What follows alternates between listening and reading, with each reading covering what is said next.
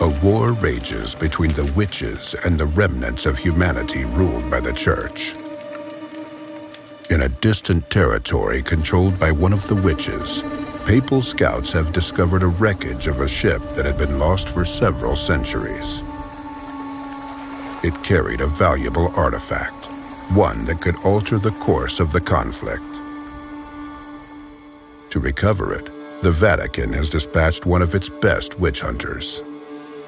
Only he can face the witch by means of his powerful magic. Hunters like him are called prayers, and the substance running through his veins that gives him arcane powers is known as Witchfire.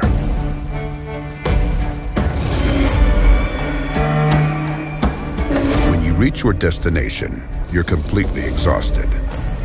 There's very little Witchfire left in your blood.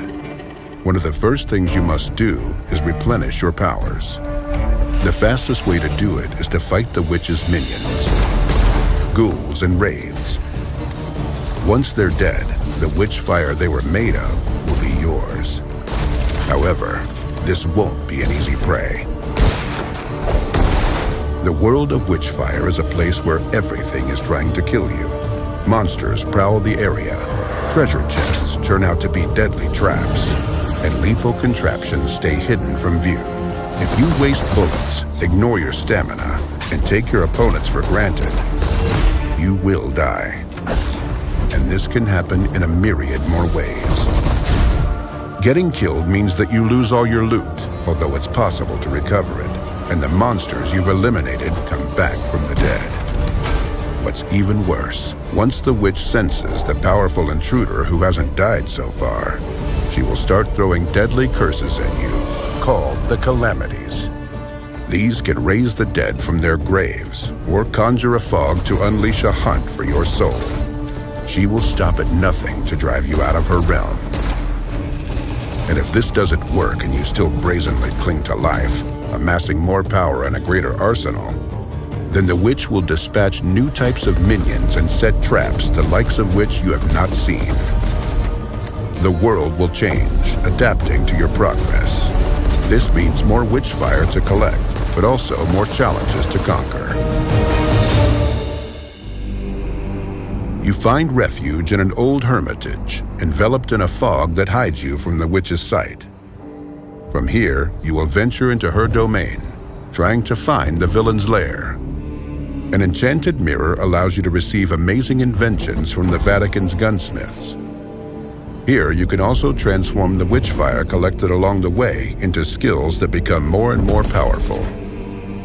This transformation does more than simply make you stronger. You also gain understanding of how magic works.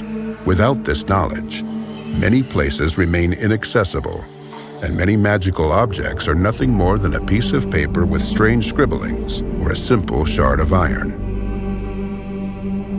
Let's examine this weapon, made for the prayer in the Vatican workshop. If you're unable to see through its esoteric shroud, it looks like a regular rifle. The more Witchfire courses through your veins, the more secrets reveal themselves to you.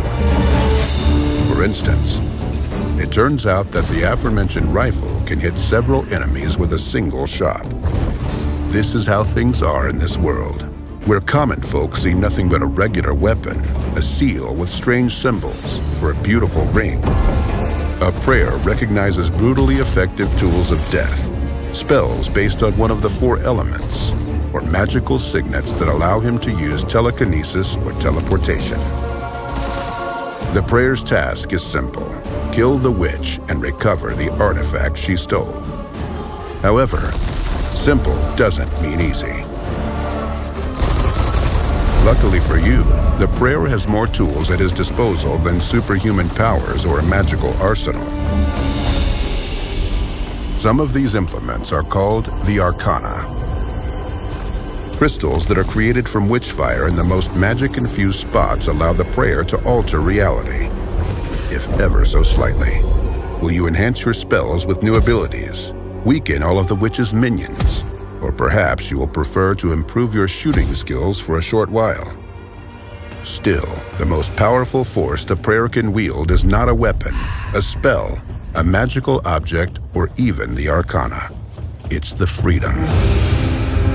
When you embark on your journey, you set your own goals. Would you like to find and defeat the guard keeping watch over the witch's keys? Go right ahead. Or perhaps you prefer to steal some gold and return to the hermitage. No problem. Why don't you test a new weapon and collect enough Witchfire to develop another skill? There's nothing stopping you. Every step you make during your journey marks a choice. You can rush into a huge mob of enemies and try to execute them in a frenzied dance of death, or opt for eliminating them one by one from afar. Steering clear from a fight is an option, as is provoking more fights for bigger rewards. This freedom means that there isn't just one correct method to defeat the witch. The prayer is not bound by time restrictions, and the Vatican doesn't care what methods he employs. A sharpshooter's agile fingers, a tactician's analytical mind, or special powers and magical objects. You can pick, choose, and match freely to achieve your goal. These are the bare bones of Witchfire. Discovering the rest is up to you. But here's a final thought. The witch knows that the prayers are immortal. Her goal is not to kill you. Her goal is to take away your belief that she could be defeated. When faced with hardship, you decide whether to give in to despair or get back on your feet and resume the fight.